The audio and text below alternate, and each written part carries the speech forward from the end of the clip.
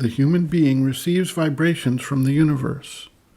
They are either accepted and allowed to act upon the individual, or rejected at some level of the being, with minimal impact other than the pressure on the sheath or aura that feels the vibration.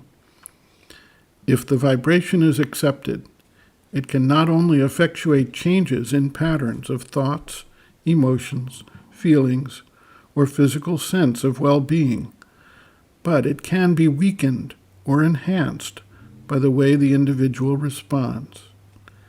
Each vibration moves at its own wavelength, and the receiving capacity of the individual is stratified according to the various chakras or energy centers, each of which responds to specific ranges of vibration. Thus, the more physical, slower, denser vibrations tend to impact the first or second chakra. The more light and mobility the vibration has, the higher up the range of chakras it tends to be experienced and dealt with. At a certain point, the individual not only subjectively experiences the vibrations, but can either transmute them into a new form, intensify and retransmit them, or weaken them but still transmit them to others.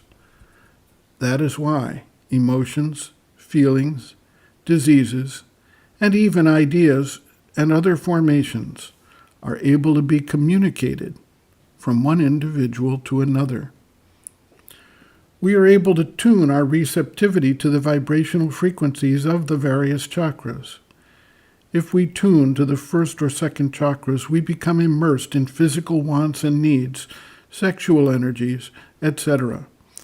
If we tune to the heart center, we become receptive to emotions, including feelings of love and goodwill. If we tune to the sixth chakra, we gain powers of knowledge and will that are based there. The real work, then, is to continually remember to tune ourselves to the level we are trying to embody.